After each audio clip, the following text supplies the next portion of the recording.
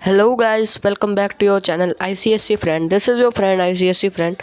So guys, आज आप लोगों का हिंदी का पेपर था, तो ये पेपर भी और पेपर्स की तरह इजी था। ऑल्दो आपकी ICSE में अब तक का सबसे हार्ड पेपर फिजिक्स का पेपर ही था। तो आज की इस वीडियो में हम डिस्कस करेंगे इस पेपर के answers. So if you are new to channel, do subscribe to channel, click to bell icon to get latest notification. Channel छोड़कर मत जाना, अभी पेपर के बाद भी बहुत सारी इंटरेस्टिंग थिंग्स आएंगी आपके 11th, बेशक ICSE हो या फिर CBSE हो। So let's start it.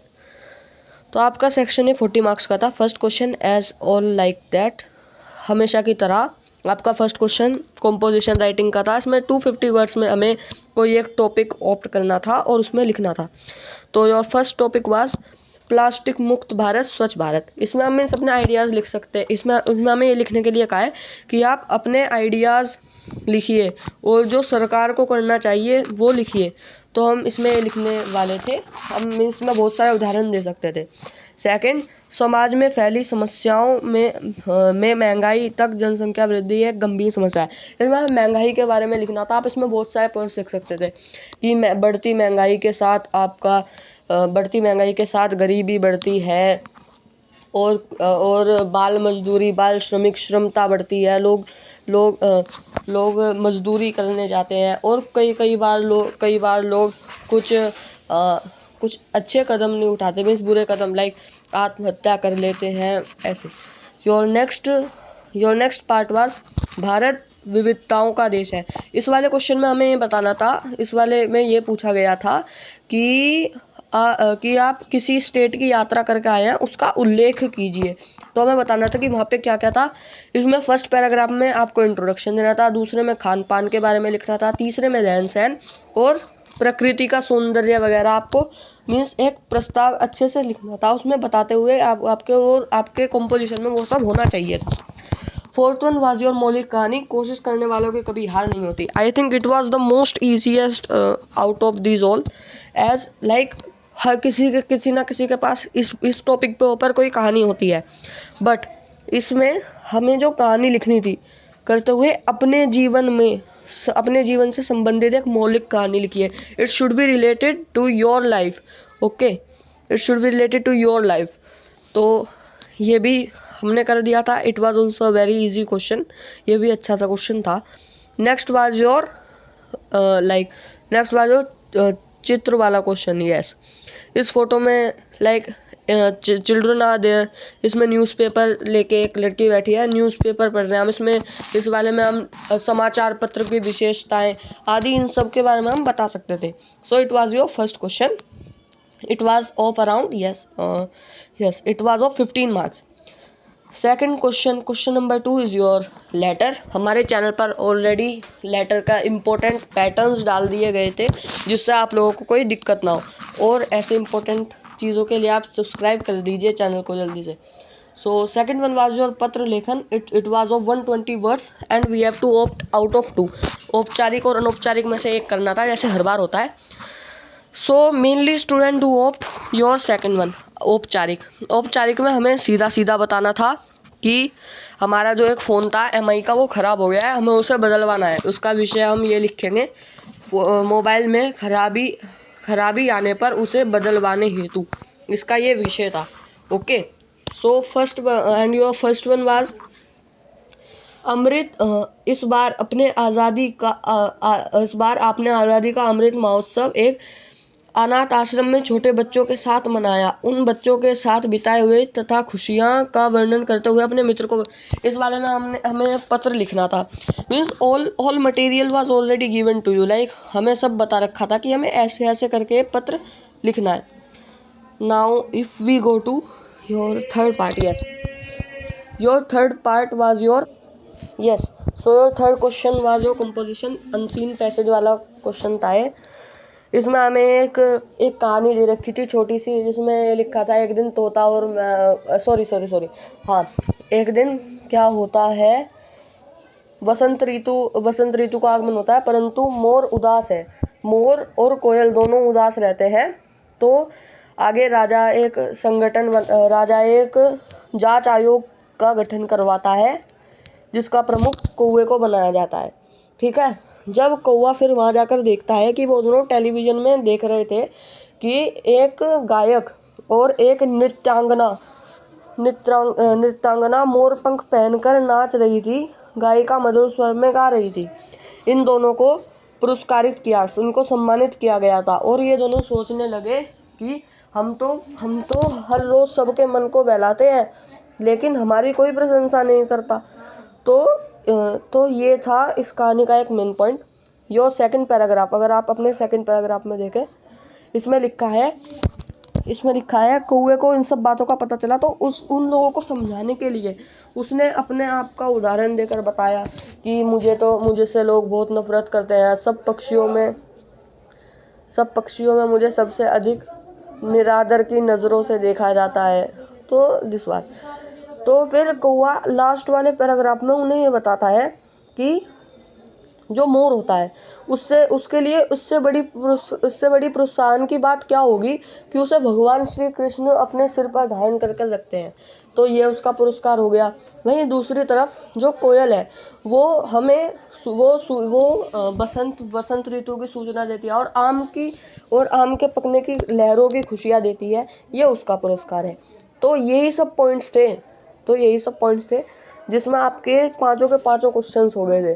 पहला था मोर और कोयल क्यों उदास थे। मोर और कोयल इसलिए उदास थे, मोर और कोयल उन नृत्यांगना व गायिका को सम्मानित होते देख उदास हुए कि वह पूरे दिन भर सबको मनोरंजित करते हैं, किंतु उन्हें आज तक सम्मानित नहीं किया गया। It was your first answer. Second one, जंगल के राजा ने उनकी उदासी का पता लगाने के लिए क्या किया। जंगल के राजा को जैसे ही पता चला कि वो दोनों उदास है, उसने एक जांच आयोग का गठन किया और इस गठन का वो कौन बना था, उस गठन का अधिकारी मीन्स प्रमुख आपका कौवा था। This was your second question. कौवे ने अपना उदाहरण क्या कहकर दिया। कौवे ने अपना उदाहरण सभी पक्षियों में सबसे निरादर की भावनाओं से देखा जाने वाला पक्षी कहकर दिया। It was your third question. Fourth question में आता है कौवे की बातों का दोनों पर क्या प्रभाव पड़ा। कौवे की बातों का दोनों पर यह प्रभाव पड़ा कि दोनों का हृदय परिवर्तित हो गया और कौवे की बात सुनकर वह दोनों रोने लगे। मीन्स खुशी के आंसू आ गए उन दोनों की आंखों में। जैसे जैसे कौवे ने बताया कि भगवान कृष्ण मोर को बताया कि तुम्हारा पंख भगवान विष्णु अपने सिर पर लगाकर चलते हैं, और जो कोयल होती है वो खुशियाँ बताती है कि बसंत ऋतु आ गया है और आमों की बाहर आने की खुशियाँ देती है। So this was your fourth part. Your fifth question says that उन्हें अपने अपने पुरस्कार किस रूप में मिले। जो आपका मोर था, मोर को अपने पंख को श्री कृष्ण के सिर पर देख उसे उसका पुरस्कार मिला। वहीं कोयल को यह जानकर कि वह खुशियों का कारण है, इससे उसे पुरस्कार मिला। सो it was your fifth one. If we move to next one, it's your fourth question. These were your grammar question, okay? So it was MCQ part. First was आदि का विलोम शब्द। आदि का विलोम शब्द होता है आपका अंत। C is right one, okay? And now अग्नि के पर्यायवाची, आपके अग्नि के पर्यायवाची हैं, ये भी C1 ही है, पावक और अनल। नेक्स्ट वन इज योर मिठाई की भाववाचक संज्ञा। इट इज मिठास, ओके? It is मिठास. It's your D1. Let's move down. Fourth आया श्रम का विशेषण।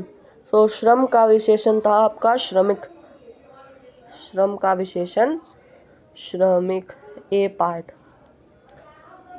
If we move down, ये शोषण को शुद्ध स्वरूप में लिखना था, ये आपका C पार्ट है। आप बोल के देखिए एक बार, शोषण ये है। नाउ योर सिक्स्थ वन, पापड़ बेलना मुहावरे का अर्थ है, इसका आपका अर्थ है बी, संघर्ष करना। Now your next one, seven, निर्देश अनुसार उचित वाक्य को इसमें हमें वाक्य को बदलना था। इसमें हमें लिखना था रेखांकित वाक्यांश हेतु एक शब्द का प्रयोग कीजिए। तो इसमें your B option was right. Yes, so B option was right. Next, your eighth one, last one. After that, your literature portion begins. So this was your निर्देश अनुसार उचित वाक्य, भी वही था। सो इसमें था हमें तैरना नहीं आता, हमें के स्थान पर हम का प्रयोग कीजिए। देखिए इसमें हम एलिमिनेशन मेथड लगाकर देखेंगे। पहला होगा कि हम तैरना नहीं सकता, इट विल बी रॉन्ग। हम तैर नहीं सकता, ये भी गलत जाएगा आपका। हम तैरना नहीं जानते, yes it's the right one. So your answer C is right answer. Okay, your answer C is right one. Now your section B, it is your literature portion. There were several books, but in this video I am going to discuss about Sahitya Sagar short story, your this one, and secondly your Ekanki Sanchay. So let's start it. Question number 5, इसमें देखो सबसे पहला था नेताजी का चश्मा से आया था एक, सेकेंडली आपका उससे आया था संदेह से आया था, बहुत बच्चे कह रहे थे कि इससे आ ही सकता है, yes it was important. Third one भेड़े और भेड़िया, इससे आया था। So like many of them have opted question number 5 and 7. Many students has avoided Sunday because no one was expected that it could come in your examination. So I am going to discuss those two only. Yes. तो नेताजी का चश्मा का first question था, यहाँ किस मूर्ति की बात की जा रही है, वह मूर्ति कहाँ स्थित थी। तो एज सिंपल यहाँ नेताजी सुभाष चंद्र बोस जी की मूर्ति की बात की जा रही है। वह मूर्ति हमारे कस्बे के बाजार के चौराहे पर स्थित थी। So it was your first one done. If I move to second one, पहली बार हवलदार साहब ने मूर्ति पर कैसा चश्मा देखा, दूसरी बार उन्होंने चश्मे में क्या परिवर्तन दिखाई दिया। तो यस, जब हवलदार साहब पहली बार कस्बे से गुजरे और उनकी नज़र मूर्ति के ऊपर पड़ी तो उन्होंने देखा कि मूर्ति के ऊपर एक चौड़े फ्रेम का चौकोर चश्मा लगा था। वहीं जब वे दूसरी बार आते तो उन्होंने यह देखा कि चश्मा बदला हुआ था और चौकोर की जगह एक गोल चश्मा था। So your this one is also done. moving to next one, your third one was कौतुक का अर्थ लिखकर बताइए कि हवलदार साहब का कौतुक क्यों बढ़ने लगा। कौतुक शब्द का देखिए मेनली इसकी मीनिंग ये होती है कि किसी चीज़ को जानने की उत्सुकता या व्याकुलता, ये था इसका अर्थ। हवलदार साहब का कौतुक क्यों बढ़ने लगा, हर बार जब वे कस्बे से गुजरते और वे देखते कि मूर्ति का चश्मा बदल रहा है, यह जानने के लिए कि उसे कौन बदलता, इसलिए उनका कौतुक बढ़ रहा था। इनका कौतुक क्यों बढ़ रहा था, वे जानना चाहते थे कि कौन आके हर बार चश्मा बदल देता है। And your second part of this question was, उन्होंने किस व्यक्ति से प्रश्न किया और क्यों। उनकी इस व्याकुलता के कारण उन्होंने उस चौराहे पर स्थित एक छोटी सी पान वाली दुकान के मालिक पान वाले से यह प्रश्न किया कि कौन हर बार मूर्ति का चश्मा बदल देता है। Okay, so your fourth one, मूर्तिकार का नाम बताइए।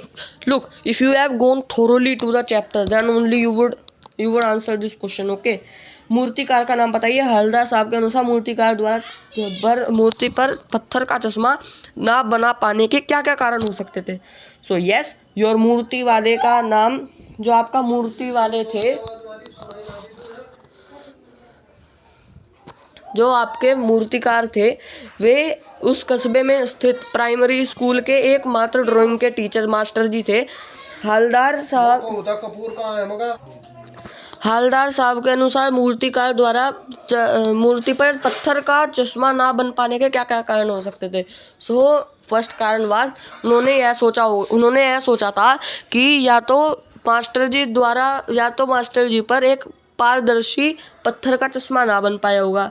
दूसरा उन्होंने यह सोचा था अगर बन भी गया होगा तो वह टूट गया होगा। तो it was your answer second. Yes, your next one is sixth question. Sunday, I am neglecting this one as many students have avoided this one question. So okay, in choice, so I am opting this one. Next one is your bhediya and bhediya. Yes, we will discuss this one. Okay, we will discuss this one. देखिए, भेड़े और भेड़िया chapter, इसका first question आया था, चुनाव कहाँ होने वाला था और क्यों। एक दिन जब जंगल के जानवरों ने सोचा कि अब प्रजातंत्र लाया जाए, तो उन सब ने निश्चय किया कि जंगल में चुनाव किया जाए और जंगल में प्रजातंत्र की स्थापना इसका कारण था। तो इसका सिंपल एक आंसर होगा, चुनाव कहाँ होने वाला था और क्यों। जंगल में प्रजातंत्र की स्थापना करने के लिए जंगल में चुनाव होने वाला था। It was your first answer. Moving to second one, भेड़ों के उल्लसित होने का क्या कारण था, क्या उनका उल्लास चिरस्थायी रहा। ओके, सो इसमें ये पूछा गया कि भेड़ें क्यों खुश थी, उसका कारण क्या था और उनका यह खुशी रहना क्या देर तक टिका रहा। सो लेट्स स्टार्ट। भेड़ों के उल्लासित होने का कारण यह था कि वन के अंदर भेड़ों की संख्या सबसे अधिक थी और वह जानते थे कि वह चुनाव जीत जाएंगे और भेड़ जाति के हित में वह नियम व कानून बनाएंगे। एंड इसमें यह था, और सेकंड पार्ट क्या था इस क्वेश्चन का, क्या उनका उल्लास चिरस्थायी रहा। नहीं, उनका उल्लास चिरस्थायी नहीं रहा, क्योंकि चालाक भेड़िए व सियार ने मिलकर उनका भरोसा जीतकर उन्हें चुनाव न जीतने दिया और वे अपने आप जीत गए थे। So it was your second one. Okay, it was your second one. Moving to next, दिल बैठना मुहावरे का अर्थ बताइए। भेड़ियों का दिल बैठने का कारण क्या था, क्या उनका दिल बैठना उचित था। So yes. ओके, इस वाले क्वेश्चन का मुहावरे का अर्थ यह है, दिल बैठने मुहावरे का अर्थ यह है कि किसी चीज़ से परेशान हो जाना या किसी चीज़ का भय होना। भेड़ियों का दिल क्यों बैठा जा रहा था, उनके दिल बैठने का कारण क्या था। भेड़ों की अधिक जनसंख्या व चुनाव को हारने के डर से भेड़ियों का दिल बैठा जा रहा था। ठीक है, ये इसका कारण हो गया। ओके, दिस वन, ये सेकंड पोर्शन ये रहा यहाँ पे। अब तीसरा पार्ट भी है इसका, क्या उनका दिल बैठना उचित था। क्या उनका दिल बैठना उचित था, बताओ, बता देता हूँ। यस, हाँ, उनका दिल बैठना उचित था, क्योंकि जो जंगल था उसमें प्रजातंत्र आने जा रहा था और प्रजातंत्र में सब अपना मत डालकर जो लोग होते हैं, जो हमारे पॉलिटिशियन और नेता होता है, उन्हें चूज करते हैं। सो क्या उनका दिल बैठना उचित था। हाँ, उनका दिल बैठना उचित था, क्योंकि वन में सबसे अधिक भेड़ जाती थी और वह जानते थे कि सबसे अधिक होने के कारण चुनाव में भेड़ें ही जीतेंगी। ये हो गया आपका third one. Now next one is your, भेड़ें और भेड़िए कहानी वर्तमान प्रजातांत्रिक चुनाव प्रणाली का सच स्वरूप प्रस्तुत करती है, कैसे। पाठ के उदाहरण से के कथन को स्पष्ट कीजिए। Okay, this was very good question. It was like your उद्देश्य वन। ओके, तो इसमें हम ये लिख सकते हैं, श्री हरिशंकर प्रसाई जी द्वारा लिखित कहानी भेड़े और भेड़िए आज के समय के प्रजातांत्रिक चुनाव व उसकी सच्चाई को अनूठे ढंग से प्रस्तुत करती है। इसमें यह दर्शाया गया है कि किस प्रकार चालाक नेता भोली भाली आम जनता को फंसाकर या भ्रमित कर उनका मत छीन लेती है और भेड़ियों के समान वे अपने स्वार्थ के लिए कानून बनाती है। भेड़ियों ने जैसे बना दिया था एंड में कि सुबह एक भेड़ का कोमल बच्चा, दोपहर में पूरी भेड़ और शाम को स्वास्थ्य का ध्यान रखते हुए आधी भेड़। सो मीन्स ये था, इस प्रकार यह कहानी प्रजातांत्रिक चुनाव प्रणाली का सच्चा स्वरूप प्रस्तुत करती है। This was your fourth question. Moving to next one. अब आपका नेक्स्ट जो मैं डिस्कस करने जा रहा हूँ वो होगी आपकी कौन से वाली, एकांकी संख्या होगी वो आपकी। ओके, ये रहा 14। इसमें आपका आया था बहू की विदा से, मातृभूमि का मान से, and your last one was your दीपदान. Okay, so many of students have selected your बहू की विदा and मातृभूमिकावान. I am going to discuss these two. So let's start it. So बहू की विदा पहला प्रश्न था, प्रस्तुत कथन का वक्ता और श्रोता कौन है? वक्ता की मानसिकता बताइए.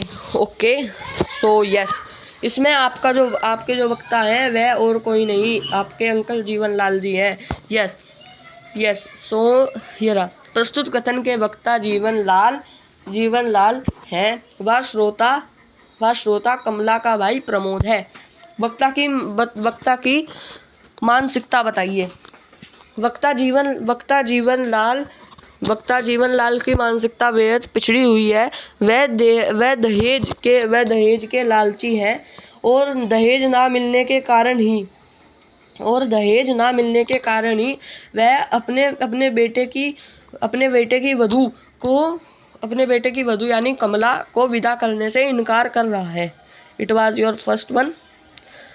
यहाँ बहन के किस सपने की बात हो रही है? क्या वह वास्तव में सपना होता है? ओके, यहाँ बहन, हम ब्रैकेट में लिख देंगे कमला, इससे एग्जामिनर को पता चल जाए. ओके, यहाँ बहन कमला के सावन में अपने घर में जाकर रह आने के सपने की बात हो रही है. अब नाउ सेकंड पार्ट इज, क्या वह वास्तव में सपना होता है? नहीं, यह वास्तव में सपना नहीं होता, बल्कि यह प्रथा होती है कि जो लड़की विवाह के पहले सावन में अपने मायके हो आती है. जो I don't think like you would have frame it well. So next one is, वक्ता ने बहन के सपने पूरे ना हो पाने का जिम्मेदार किन्हें ठहराया और क्यों? क्या वही इसके जिम्मेदार है? आपके दृष्टिकोण से क्या वक्ता का व्यवहार उचित है? तर्क सहित उत्तर दीजिए. सो यस, इसका ये क्वेश्चन बहुत बड़ा था. ओके, सो यस, वक्ता जीवनलाल ने बहन के सपने पूरे ना हो पाने का जिम्मेदार उसके भाई व उसकी माँ व उसके भाई प्रमोद को ठहराया है. क्या वही इसके जिम्मेदार है? जीवनलाल के अनुसार हाँ, वही इसके जिम्मेदार है. क्यों? क्योंकि उन्होंने दहेज पूर्णता नहीं दिया था. Second part of your question, आपके दृष्टिकोण में क्या वक्ता का स्वभाव उचित था? नहीं, हमारे दृष्टिकोण में वक्ता का यह व्यवहार बिल्कुल भी उचित नहीं था, क्योंकि वह भूल रहा था कि जैसा व्यवहार वो आज अपने बेटे की वधू के साथ कर रहा है, वैसा कोई और उसकी बेटी के साथ भी कर रहा होगा.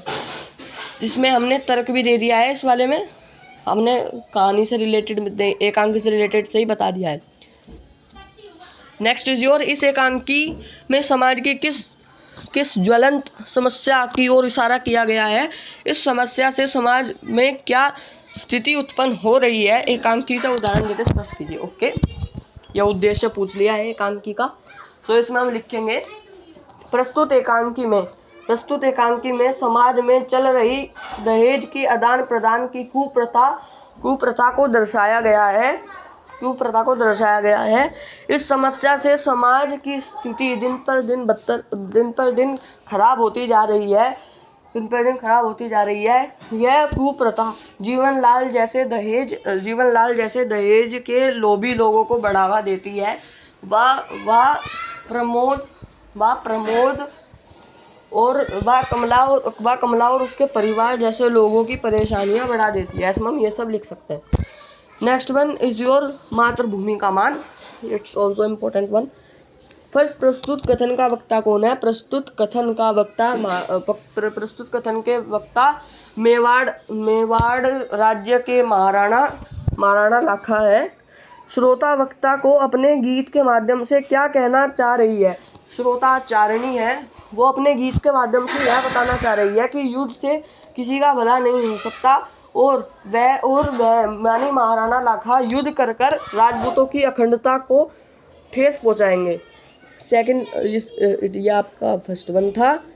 अब सेकंड वाला, वक्ता उस श्रृंखला को तोड़ने के लिए इच्छुक क्यों है?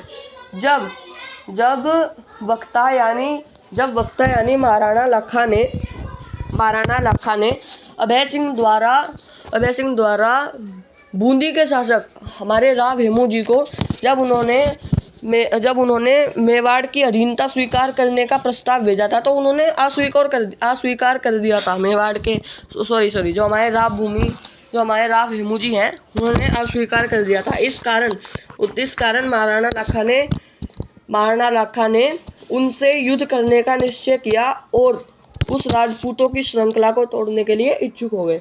तो कुछ ऐसा था आपका ये वाला आंसर। थर्ड वन, यहाँ किन दो जातियों का उल्लेख किया गया है, उनकी विशेषता बताइए। ओके, अगर ये आपने डीपली पढ़ा होगा तब आप इसका आंसर दे पा रहे होंगे। यस, सो यहाँ पर दो जातियों का उल्लेख किया गया है। यहाँ पर मेवाड़ की सिसोदिया जाति और दूसरी ओर बूंदी के हाड़ा वंश का उल्लेख किया गया है। उनकी विशेषताएं लिखनी थी, हम लिख सकते हैं। दोनों ही जाति राजपूत हैं। वे दोनों जाति वीरजंती हैं और दोनों जाति के लोग मातृभूमि के लिए कुछ हर हद तक जाने के लिए तैयार हैं। नेक्स्ट वन, प्रस्तुत एकांकी के किस पात्र को आपको सबसे अधिक प्रभावित किया है? नाम लिखते हुए एकांकी का उद्देश्य लिखिए। इसमें उद्देश्य पूछा है, पर आपको प्रभावित किया है जिस आदमी ने, उसका नाम भी पूछा है। Look, this part is like depend on each and every one, क्योंकि कहानी में बहुत सारे ऐसे लोग होते हैं। अगर आप डीपली पढ़ोगे आप डिसाइड कर पाओगे किसने आपको इंस्पायर करा है। पर जो एग्जामिनर सुनना चाहता है वो ये है कि वीर सिंह।